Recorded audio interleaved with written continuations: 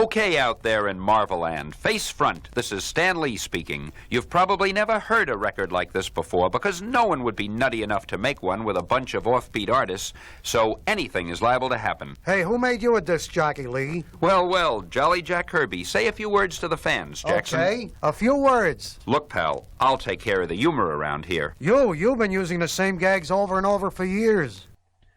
Face front, true believers. Welcome to the inaugural episode of the Marvel Saga. I'm Nicholas Prom. And I'm Jerry McMullen. And we're glad that you've taken the time to join us today as we examine Marvel Saga from issues 1 through 25. We're going to start with issue 1 today. Yes, and this would be a cover dated December of 1985, and the series ran through sometime in 1987. And once a month, roughly, there will be a new episode of this show examining one issue from this series, chronicling the history of the Marvel Universe up till that point. Yes, and you can find this podcast on each of our respective podcast feeds. Nicholas does the Comic Reflections podcast, and I am part of the Worst Comic Podcast Ever show. So if you subscribe to either of those feeds, and we would love for you to subscribe to both feeds, but you'll be able to find the show on those respective feeds. And you can listen to this episode twice then. Exactly. We need the ratings, people. We do. So why don't we begin? The cover art here is by Ron Frenz and Al Milgrom. Okay. If I may, though, and I'm sorry, right ahead. Let's take just a half step back and just kind of go over the background of this project. Oh, certainly.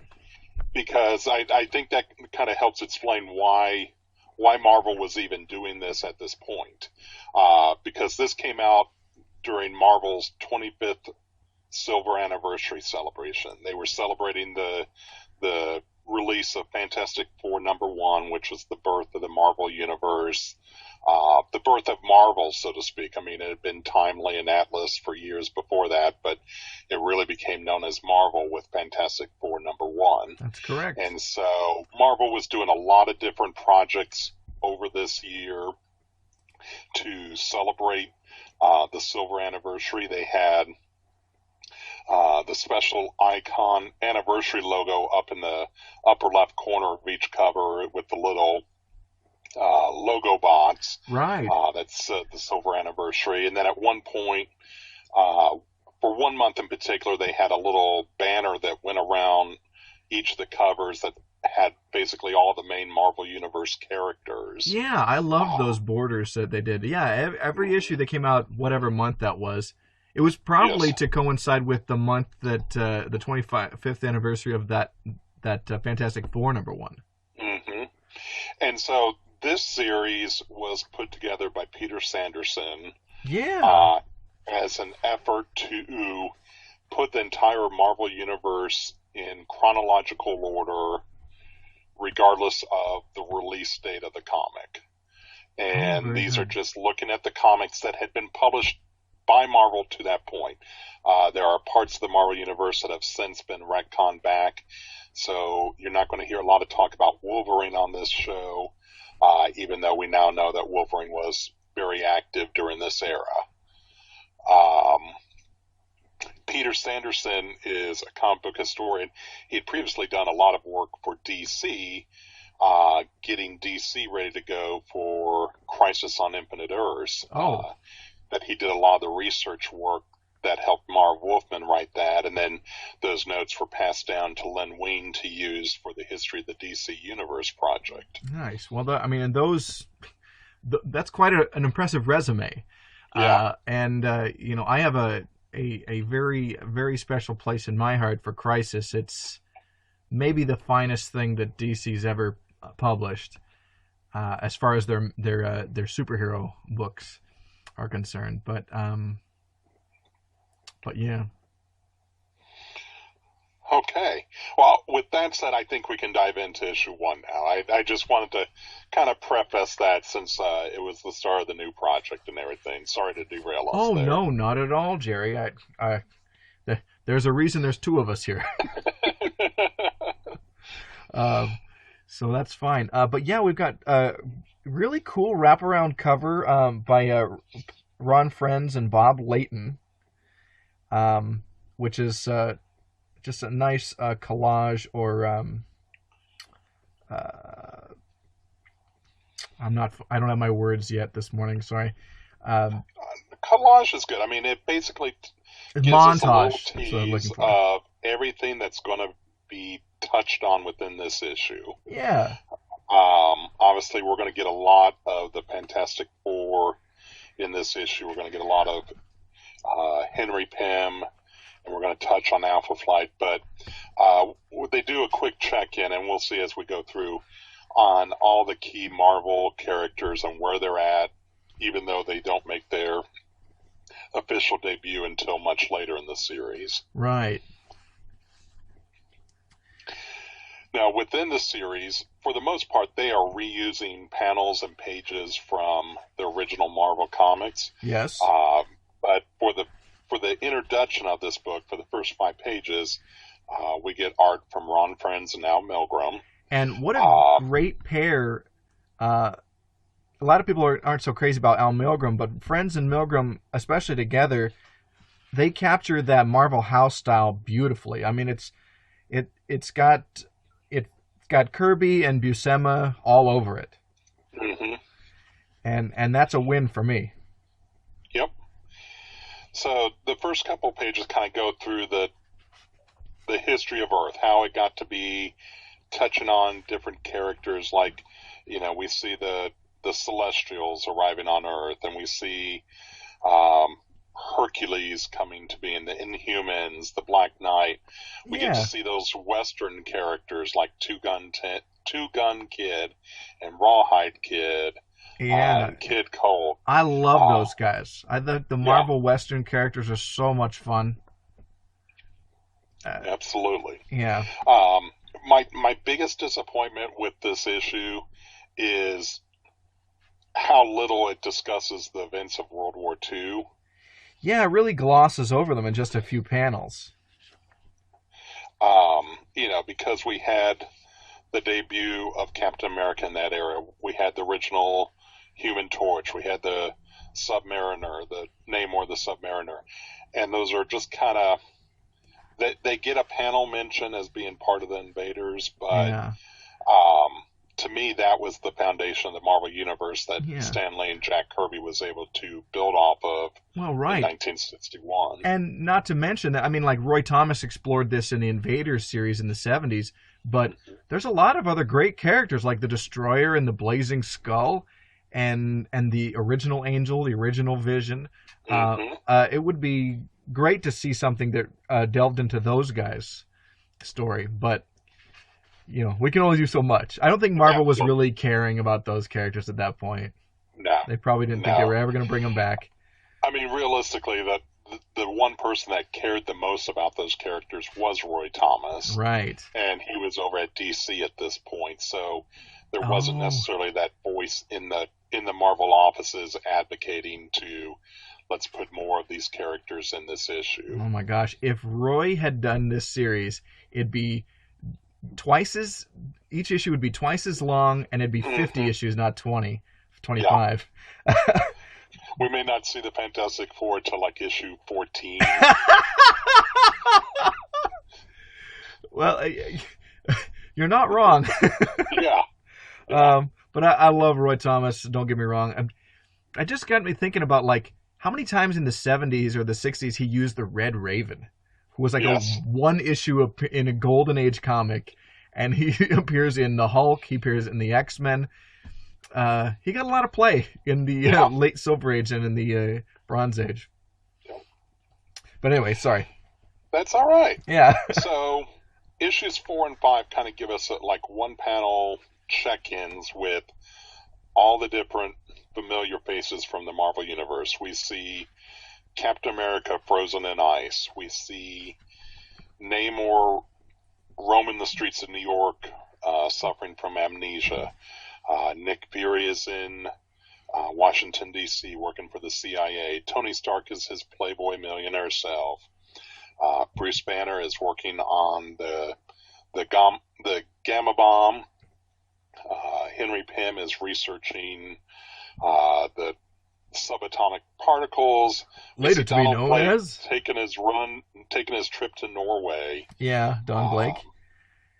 Jean Grey is a student at Xavier School. Yeah. We see young Peter Parker in school, Matt Murdock and Foggy Nelson studying for the bar, Stephen Strange studying the mystic arts after having recently returned from his trip to Asia. Yeah. And then we get into to Reed Richards and the story of his wanting to take a rocket into space. Yeah, and they do bring up which was kind of a subplot being brought up in then current FF issues that with the whole bit with Nathaniel Richards, his father, the brilliant scientist who disappeared into the future. That, and we also get the backstory of Ben Grimm. Yeah, and that was something that had recently been done in issues of The Thing. Yeah, John Byrne was writing, and Ron Wilson was the artist on that. Mm-hmm. Really not, nobody talks about Ron Wilson, and it's a shame because he's got some talent. Yeah, I enjoy him. I mean, his issues of Marvel 2-in-1 really stand out to me compared to a lot of the other artists that they brought in during those times. So yeah. Oh, I have fond memories of Marvel 2-in-1, especially the issue with Rom. Yes. Yeah. The one that never gets reprinted. Yeah. There are a handful of Rom appearances that just those aren't going to be in the essential volumes. Exactly. Because of the copyright thing. Oh, good spot for you to plug your blog here, Jerry. Yes. And I do a blog called Essential Showcase where I review the Marvel Essentials and the DC Comics Showcase presents the black and white reprint editions, the phone book editions. Yeah. Yes, both lines have been discontinued, but I am seeing this project through to the very end. I actually just recently, a week or two ago, reviewed Essential Marvel 2-in-1 Volume 4, which wrapped up that line of the books. So I put out a new review each Monday, kind of going over the contents and just trying to point out first appearances and important things. And then I try to give a recommendation of, hey, if you like this book, maybe give this one a check.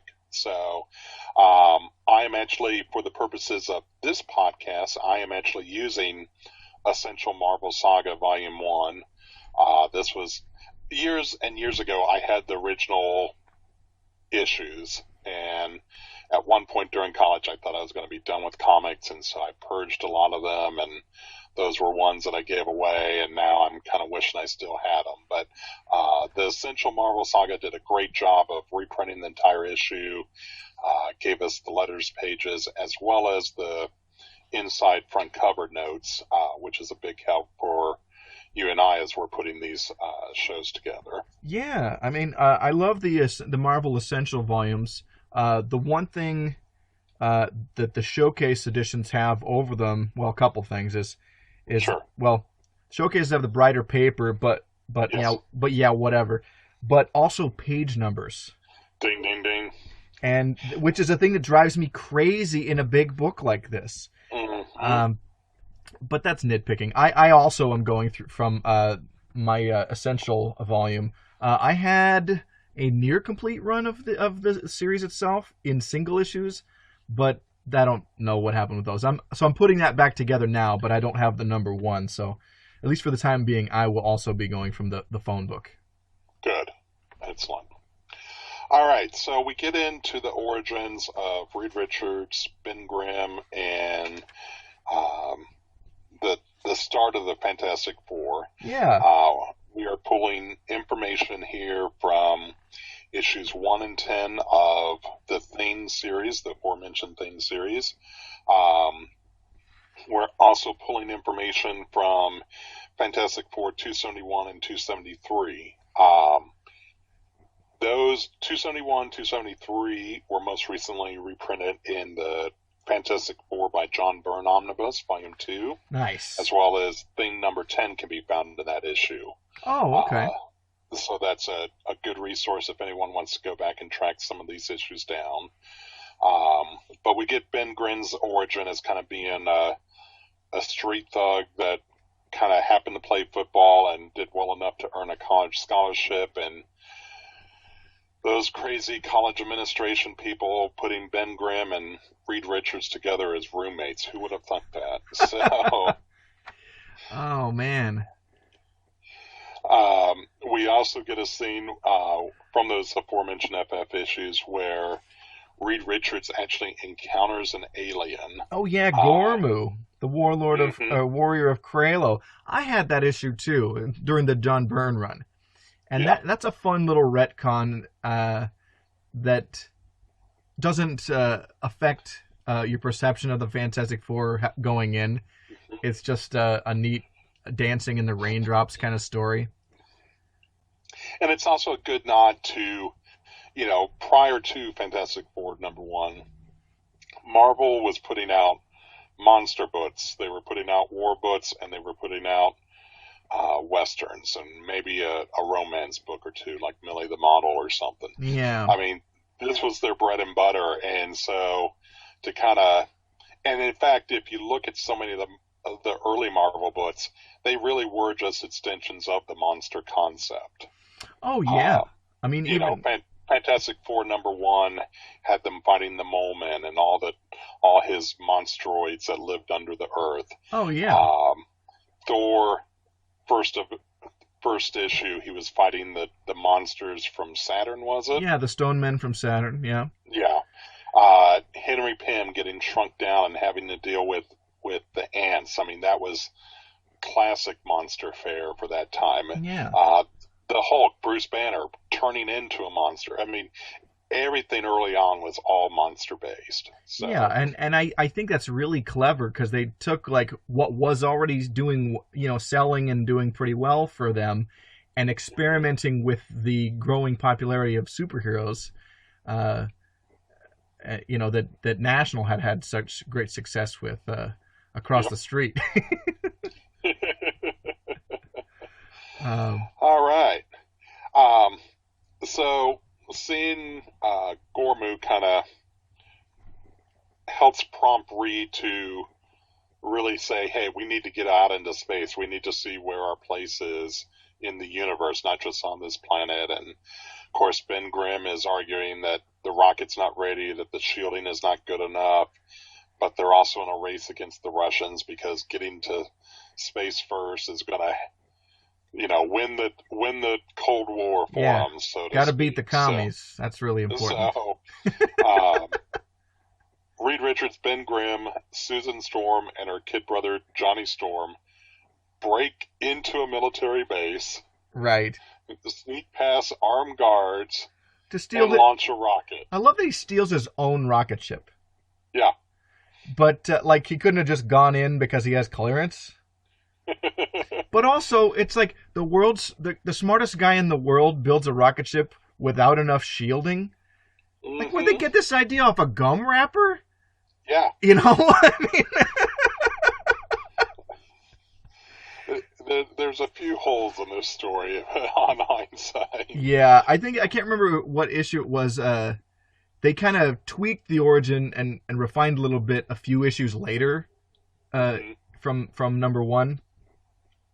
And I'm not sure, but I think we're getting kind of blending of those two in this reading. But yeah. So they launch the rocket into space, and they encounter the deadly cosmic rays, which Ben Grimm was warning about. Hey, the rocket's not ready. The rocket can't handle us. We're going to be bombarded by these cosmic rays. The cosmic rays really haven't bothered anyone else going into space since then, with the exception of the Red Ghost, which we'll see later on here. But yeah, and the UFOs, but they don't show up till the 70s, right, or the 80s. What's that? The UFOs also, but they did that on purpose. Yeah. I don't think we see them until Hulk in the 70s. Yeah. You would think that everybody would be trying to build a rocket to go get superpowers. Yeah. free powers, launch yourself into space. Right, because nobody died doing it, so where's the risk? Okay, I'm going to get powers. Unshielded rocket ship it is. Yeah. I love how the lunkhead football player is the one with the common sense here that no one listened to. But, yeah. So, they somehow managed to land the rocket back on Earth, which apparently Reed didn't think far enough ahead for automated landing systems or anything. But, right. and the FF find that they're suddenly bequeathed with these amazing abilities. Sue starts to disappear, that she's becoming invisible, and Ben suddenly starts turning orange and lumpy and very clay-like. And the first appearance of the Thing, he really was like a giant lump of clay. It wasn't until several issues later where he became more rock-like we traditionally know him as. Yeah, I think in its inception, it's more like a dinosaur hide, and then kind of just moves to the lovable lump of orange rock as we go on. And we love to think of, or I do, Kirby is king of the comics, but I think he still hasn't quite gotten his stride in 61. No. I think it's the mid-60s where he really explodes, and we get all of the wonderful Kirby-isms, the Kirby crackle, and the what's the other effect? Kirby dots. Mm-hmm. I think once we see Kirby decrease the number of different titles that he was working on, and he gets to a point where he's just really doing Fantastic Four and Thor on a regular basis, that his quality for those projects steps up tremendously. I think you're right. Because, where we really see the most memorable stories in those arcs. Yeah. So. Because they'd have Kirby launch every series, and then once it kind of picked up steam, they'd move him off. I really do like those early issues of Avengers and X-Men. I think those are some really nice work by Kirby. And one of the things that allowed Kirby to do so many issues is that so many of these titles were bi-monthly. Yeah, because Marvel could only put out eight books a month because their books were actually being distributed by National. That's right. So they were handcuffed. So to make it look like they had more books in their line, they would put these books out every other month. So in the off months, they'd put out 8 different titles. Right, and to top that off, then they'd have those. I think they had 3 or 4 split books: Tales to Astonish with Hulk and Namor, and. You had Tales of Suspense, you had Strange Tales. Yeah, maybe it was just those 3 then. But all of them split books, and then, so you get about 10 or 11 pages with each major character, and then you got to wait 60 days for the next issue. Yeah. That takes some dedication to follow. Yeah. Very much so. Even Fantastic Four was bi-monthly for the first year, if I recall. I don't think it went monthly until issue 6 or 7. So yeah, I don't have the data on that. I didn't look that up, but I think you're right. It's weird to note. I was looking up. We look at the 60s as even these early 60s as a time where Marvel just overtook DC and blew them away. But it wasn't until 1965 or 66 that the Marvel books even cracked the top 40 in sales. And they're way below the product put out by National and Dell and Archie. Very much so. Get their powers and squabble, and then decide to band together to help mankind. They form a team. Yeah. They call themselves the Fantastic Four, and they give each other code names. Of course, Reed Richards, being the most humble of the group, calls himself Mr. Fantastic. and named the group after himself. Right. I think that's such a weird turn. And also it's like it's weird how clumsy this first issue feels, especially the origin. Considering Kirby had already prototyped this specific kind of dynamic with the Challenges of the Unknown in the late 50s. Exactly. Susan Storm calls herself the Invisible Girl. Again, that was it was part of the formula of comics in that area. You would attach the name boy or girl or lad or lass to your name. You saw that a lot in the Legion. Oh, yeah. And she would remain Invisible Girl until John Byrne's run in the 1980s, where she would start referring to herself as Invisible Woman. Really? It's that late.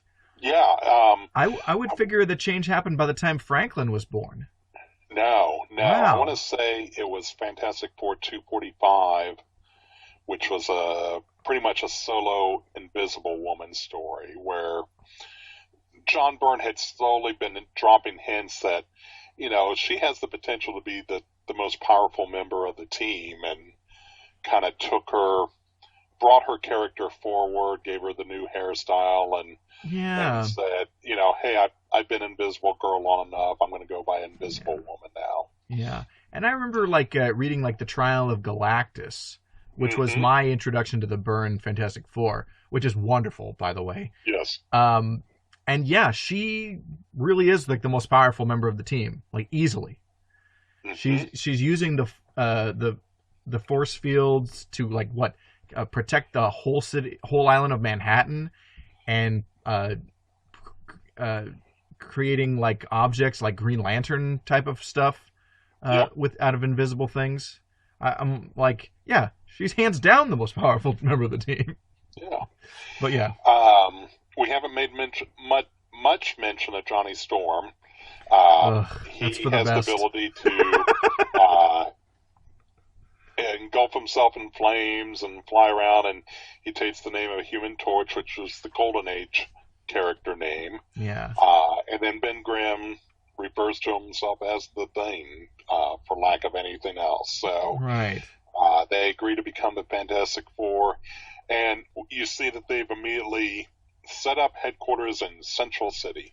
Wow, with the Flash and the Spirit. Exactly. Of course, that will quickly be changed to New York, but yes. But I think it's odd that it got left in instead of being retconned here. Very much so. Yeah. I think this is the place to clean up some of those plot threads, but I guess they opted not to do that. Yeah. Well, that and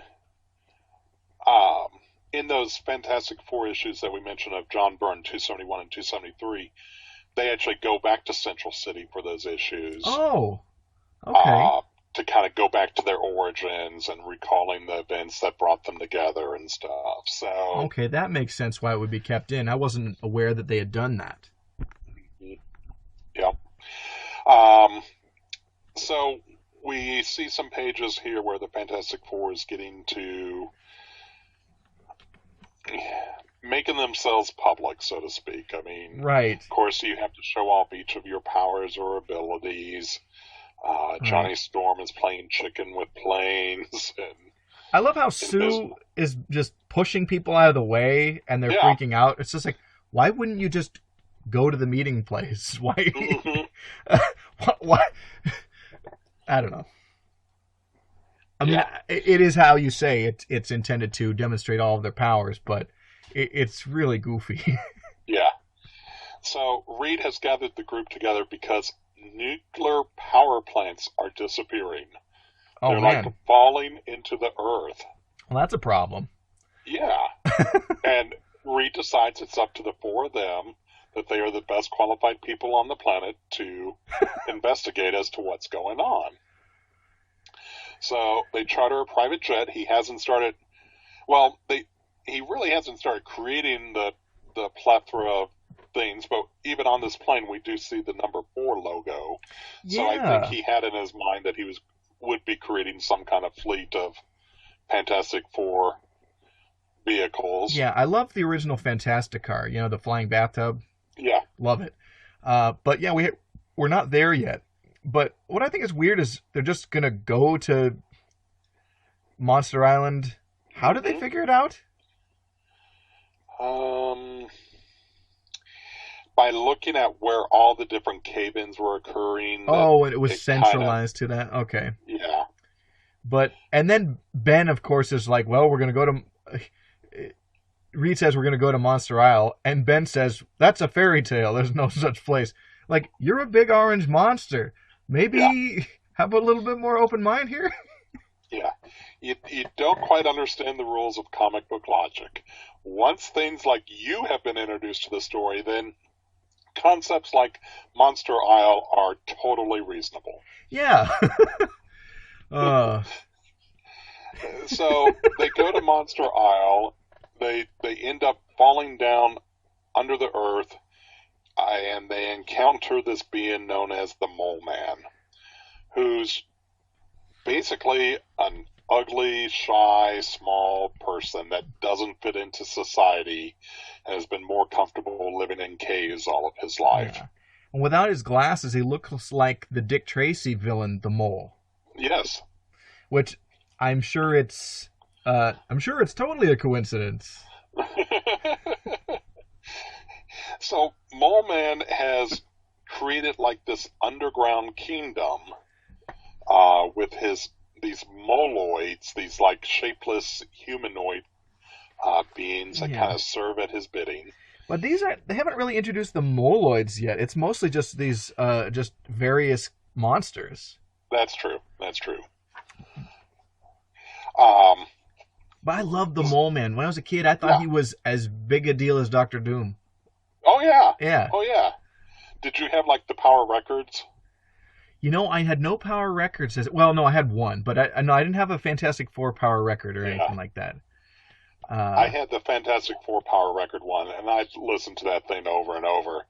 And I mean, you would think that Mole Man was like one of the heavyweights of the Marvel Universe listening to that record.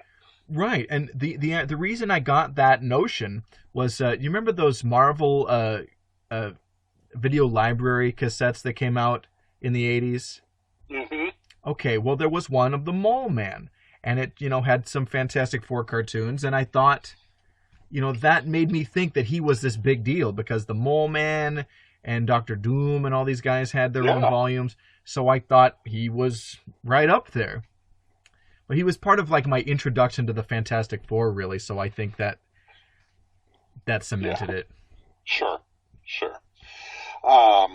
So the Mole Man has this master plan to take over the Earth.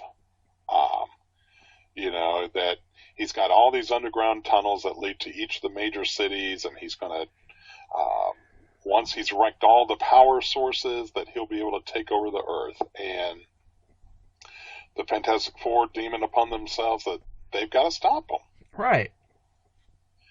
So the Mole Man calls in his big gun. He's this huge monster. Yes. That is awesome looking. Yeah. It's which one you of the... see on the cover of Fantastic Four #1, that cover that's been homaged so many times of the monster climbing up out of the ground. Yeah. It may be the greatest Kirby monster of all, just that cover. Yeah. I don't know. I mean, he's done a lot of great ones. They're all pretty rad. Mm-hmm. So it's up to the Fantastic Four. And sadly, I mean, we don't really get a good recap in this issue of Marvel Saga as to how they defeat them. But they stop the giant monster. They stop Mole Man, and then they make their big dash out of the underground lair. Because it ends up blowing up, I guess, all those atomic power plants down there, and everything went kablooey, and I guess you see the Fantastic Four leaving with a mushroom cloud rising up behind them. Yeah. No ecological repercussions here. Yeah. No. Who knows? Maybe that'll create the next set of monsters. So. Yeah, so that's fun. Radiation and you. Yeah. Yeah, that's good. 3M. Now, from here, the book switches over to Canada. Yeah. With, uh, Dr. James the Hudson. yes, the people that would become part of Alpha Flight in the 70s and 80s. Yeah. But we see their origins here, where Dr. James McDonald Hudson, is creating this armored suit. Ahead of Tony Stark in his suit. Yeah. He's creating a power suit, but he's also being funded by the Canadian government. Yeah, and the U.S. military, or something like that. Yeah. Interesting that this runs parallel to the Fantastic Four, because I definitely do think of Alpha Flight as a group that had its origins in the 1970s. Yes. So it's coming later along, and I haven't read like the whole series, but I really enjoyed the handful of stories in the Claremont and Byrne X-Men run, and then of course I've read some of the ongoing Alpha Flight book. It's fun stuff. I think a lot of this speaks to the influence that John Byrne had at Marvel Comics in this era. Yeah. Byrne was from Canada. He was he very much wanted to have his own Canadian superheroes, but even at the same time, he really didn't want to have his own heroes. He kind of had a love-hate relationship with his own creations here. But at this time, Byrne was doing Alpha Flight and was doing Fantastic Four, and he was, scripting the Thing title, and he had a lot of sway there, and I think it was important to the powers that be at Marvel at that time to include Alpha Flight into this origin story of the Marvel Universe. Well, I mean, he was like the it guy of 1980s. I mean, he and George Paris were the absolute superstars of comic book art at the time. Absolutely. And the great thing about Byrne was he could write too, So he was a real powerhouse, and I'm sure he had a lot of weight and a lot of sway at Marvel. What I think is really cool and unique about Alpha Flight is that they're not part of the like typically licensed out characters. The corporate branding isn't really strong with them, and they were created whole cloth by John Byrne, so he could do a lot more to them and with them than you could a book with a lot of editorial oversight, because of these are corporate properties. Yes. Of course, Marvel still owns them, but you could have people die in Alpha Flight. You could have a lot more surprises, I think. And we did. Yeah. But yeah, to your point, I mean, you don't see North Star and Aurora T-shirts, or you don't see Sasquatch. Never will. It's just yeah. They never. All of those properties created in the 60s and 70s got heavily merchandised, and from the Mego figures to the Slurpee cups to everything else, the Marvel characters were all over, but those characters created in the last half of the 70s, from like 77 on, just never saw that level of merchandising. I think probably Howard the Duck and Conan were the last of the Marvel characters to really take part in that licensing wave. Yeah. And I think the same is true over at DC. Like, post 1970s, really no character on their own really appears on much merchandising or adaptation of other kind. With the exception of certain characters from the X-Men who are usually in group images. Sure. But outside of that, it's people who were created in the 70s or before. It speaks to a stagnation of creativity. I feel. Well, in the that, comics and I also industry. think it's a lot of the terms on which those characters were created under the work for hire terms. I think Very in true. the late 70s, you started giving more rights to the original creators, and so it may have been a more expensive outtaking to start licensing some of those characters in that era. Very good. Okay, that makes a lot of sense. Yeah.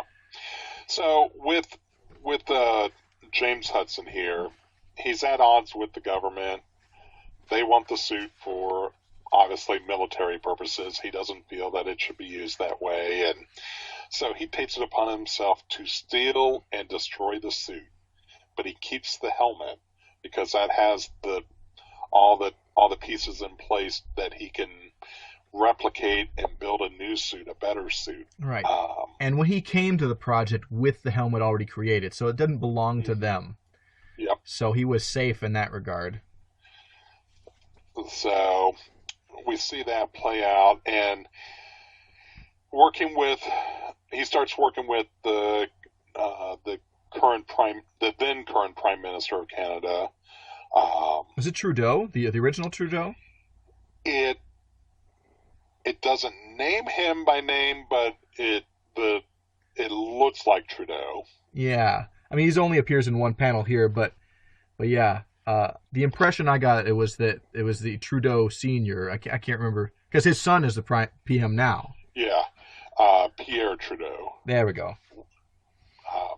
So they established what's known as Department H. Yeah. Again, we name our projects after ourselves. We got Mr. Fantastic and the Fantastic Four. Oh. We got Department H and Dr. Hudson. So, I didn't even think about that. For a long time, I thought it was H for hero. Yeah. Because they were creating superheroes. So basically, yeah, this department was to create superheroes for Canada, and we get a brief appearance here of Stabby McKnife Hands. That would be him. Yeah. Wolverine was one of the original members of Project H. And at this same time, we see that the Fantastic Four have made their debut. We see Hudson and his wife Heather reading the paper where they talk about the Fantastic Four amazing the world. And I think that kind of gives Hudson that little nudge that says, hey, I can be doing more. Let's push this forward and get a suit created. And he becomes Guardian. And much like Captain America, his costume is like the Canadian flag draped over his body. Yeah. I love his costume. Oh, it is still today one of my favorite costume designs. Yeah. And I like how he went from the crude exoskeleton that he'd worked on previously, and then now he's working with the Canadian government under Prime Minister Trudeau in Department H. This skin tight, sleek thing with the mesh stuff. It's like it's more advanced than Tony Stark's armor. Mm-hmm. Yep. Which is clunky by comparison. Yeah. I do want to say, you're familiar with Captain Canuck? Yes. From the 70s. It's an indie comic from Canada, but the similarities of the costume cannot be overlooked. As a young kid, I often got them confused. It really bothered me to see those Captain Canuck. It's like, are they still in this for Marvel? Not knowing the timeline and everything, and right. So, but yeah, there are a lot of similarities there. Yeah, but Captain Canuck is definitely its own thing, and it's kind of charming in that 70s Wild West kind of independent comics way. Yeah. But I mean, compared to the output of Marvel and DC, it's not really much to write home about. Yeah. All right. Well, we are going to move away from Alpha Flight, and we're going to take a look at Dr. Henry Pym. Dr. Henry Pym, a research scientist that is investigating the subatomic particles is the go-to phrase here. I mean, he's looking for ways to make himself small, which is funny because as the character would later develop, he would have inferiority complexes during his time with the Avengers, and that would lead to a number of different costume identity changes. From Giant Man to Goliath for, I don't know why, because it's the same character. Mm-hmm. You know, Ant-Man to Giant Man to Goliath to Yellow Jacket. Yeah. Who Yellow Jacket has like one of the coolest costumes ever. Yeah. Yeah, and yet as a character, as a hero, he just comes across as this like golden age weirdo. You know what I mean, though? Yeah. Yeah. But Henry Pym is also very typical for the comics of this era. You know, that the reluctant scientist that finds himself thrown into the midst of whatever's going on. He's not that far removed from like Adam Strange over at DC, or Sure, yeah. The I don't want to say anti-hero, but maybe the reluctant hero, Yeah. that they're hero only because the circumstances dictate that they have to be the hero. Yeah. And also I like these research scientists that become the superhero because of a thing they discovered. I mean, the Ray Palmer, the Atom, I know another shrinking guy, but they're more similar than dissimilar. You Yes. know, the difference in their stories is that it's Ray's girlfriend who's crazy, not him. Well, and as we see in this story here, Henry Pym is married. Yeah. He is. His wife is Maria from Hungary, and her dad is a famous scientist. And the wife is kidnapped and then killed, and that kind of. Well, they're on their honeymoon. But Yes. like, why would you go back? Ugh, that's such a dumb idea to go back to her home country for the honeymoon. Like, oh, it'll be fine. You left your country in terror, running for your life? Sure, we can go back and visit. For vacation, yeah. And it's really tragic, and I think it's the beginning of a rough go of life for Dr. Pym, but the impetus for him to become a hero. So there's a dichotomy there. There's a lot going on with him. Mm-hmm. So Yep. So he starts doing more and more research, and he finds that he's able to shrink a rabbit down in size. well, that's fun. And of course, like every smart scientist, rather than continue to do more research, we're going to test it on ourselves. Yeah. So, when in doubt, use yourself as a guinea pig. Of course. So he takes it and he shrinks down and finds that he is the size of an ant. Yeah. And he literally gets stuck in an anthill with these ants, and finds that he can rudely communicate with these creatures, and they help him get out and get free from the trap that he has found himself in. And it gets back to his lab, where he is able to give himself the formula to grow back into his normal size. Yeah. And I love how a lot of these stories are intended as just one-offs, like, oh, I'll throw this formula away and I'll never do that again. Yeah. But then they're like, never mind, like the next time they decide that's a good idea to use. Yeah. Well, in fact, if you look at the timeline, I mean, Henry Pym is introduced in Tales to Astonish number 27, and that's been reprinted multiple times in Essential, in the Marvel Masterworks, most recently in the Epic edition. But then he doesn't appear again for like another year, and that's when he finally dons the Ant-Man costume. Yeah. So it was kind of a throwaway story, much like the Spider-Man story in Amazing Fantasy number 15 will be, that let's just throw this out there and, oh, there's enough reaction here, let's go back and make it into an ongoing story. Yeah. Good plan.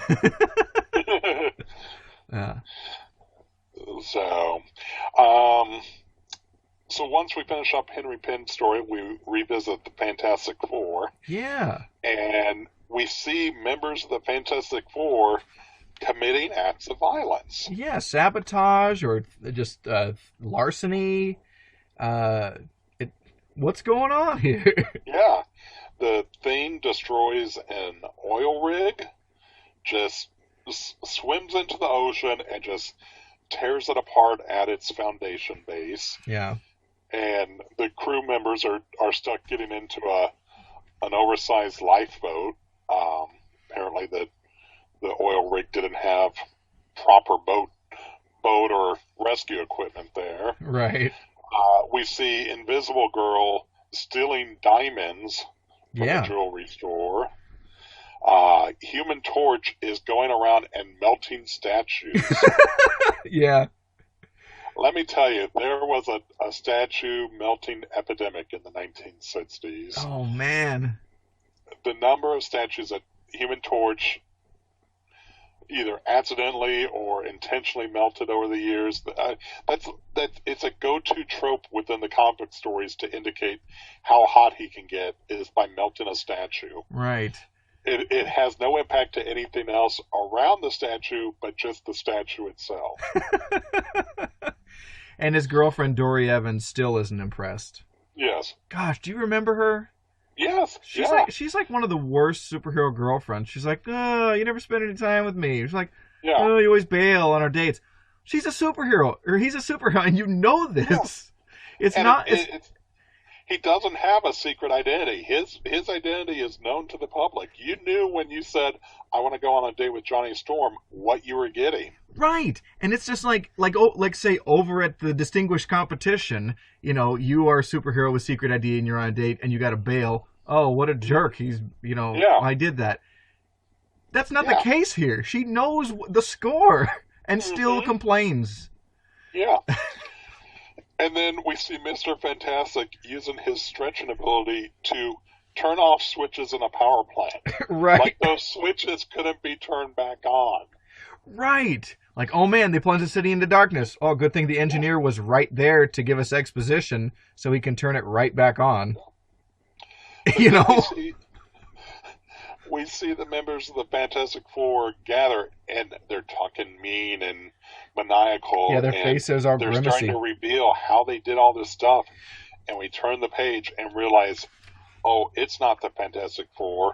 These are shape-changing aliens known as the Skrulls. What I think is really funny is the Johnny Skrull asks how they did it, as if he didn't know, as if he wasn't in on the plan. Right? Yeah. But it's just so we can have exposition, and then they reveal the Thing Skrull had a device on him that amplified his strength or whatever. And the Invisible Girl didn't become invisible; she just shrunk. Johnny had a fake, you know, fire producing whatever. He used a thermal bomb to melt the statue. Odd that it didn't explode; it just melted it. But what's funny is Mr. Fantastic reveals that they are part of a shape-shifting race known as the Skrulls. Yeah. Then why did the Invisible Woman need to shrink? I mean, couldn't the Skrull shape itself into something else to blend into the background? Or I guess, but I think if, like, you're in a room with people, sure, that makes sense instead of like, oh, now I'm a chair. Well, we saw you turn into a chair, you know? Yeah. So I get that. Yeah. But this is fun, and of course, next month we'll talk about the Fantastic Four's battle with the Skrulls. But I think this is an interesting plan of theirs to discredit the Fantastic Four to pave the way for their invasion. Yes. And these Skrulls would become the most famous Skrulls in history because they get reused multiple times. These Skrulls in particular. So yes, I think we'll get into that next time. To coming up. So, so for this issue, we've talked. They utilized a lot of information. Obviously, Fantastic Four numbers 1, and we got just now into issue 2 here. Yeah. Both of those can be found in Omnibus, Epic Edition, Marvel Masterwork, Essential. I mean, they're maybe the most reprinted issues of Fantastic Four. I mean, yeah, very much so. 271 and 273 are in that John Byrne Omnibus, as well as issue 10 of The Thing. Issue 1 of The Thing was also referenced in this volume, but that has been recently reprinted they did a line of Thing Classics by John Byrne trade paperbacks. oh, nice. So you can get the John Byrne run on that title. I think he was on like 23 of the 36 issues, and those are in 3 trade paperbacks. Very good. We saw excerpts from Alpha Flight number 2, number 3, and number 12. Yeah. Those are available in Alpha Flight by John Byrne Classic trade paperbacks, and Marvel has recently announced they're coming out with Alpha Flight by John Byrne Omnibus. Oh, nice. Which will be out in early January or February. Or the Henry Pym stories, Tales to Astonish 27 and 44 have been in the Essential format, Marvel Masterwork format, and the Epic Collection format, as well as that they pulled some information from Avengers number 227. That particular issue can be found in an Avengers trade paperback called The Trial of Yellow Jacket. Oh, nice. And as always, I think we would encourage anyone, if you can't find the original issues of Marvel Saga, go out and look for the Essential Marvel Saga. That's a cheap trade paperback to come across. I think you and I each picked up our copy on the cheap. Whether through eBay or some other discount. I think I got both of mine at swap meets or something for like $5 a piece, But so deals can be gotten quite easily. And it's a pair of nice volumes that collect really a really nice series to read to get the whole smattering of classic Marvel comics in one place. Absolutely. Yeah. All right. Well, that kind of wraps up issue 1 here.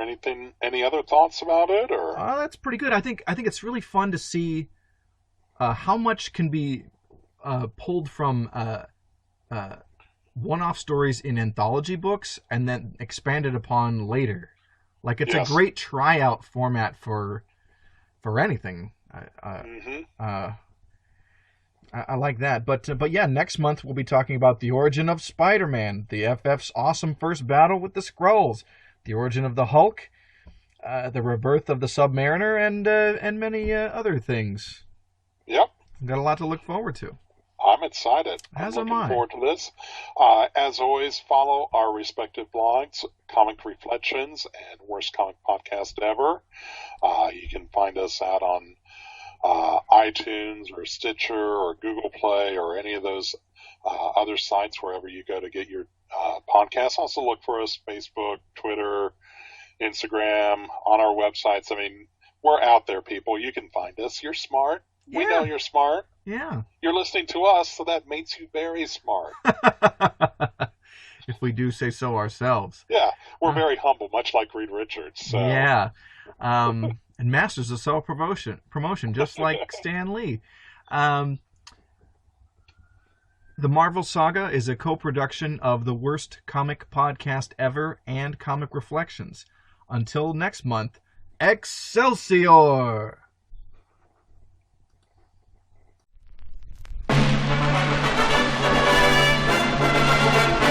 He's got sulky, over bulky, kinda hulky superhero. Optimistic and electrically transistored superhero. An exotically neurotic and aquatic superhero. The Marvel superheroes have arrived. Superpowered from the forehead to the toes. Watch them change their very shape before your nose. See arcane striking superhero change to Viking superhero. A humdinging, real swinging, shield flinging superhero. They're the latest, they're the greatest, ultimate.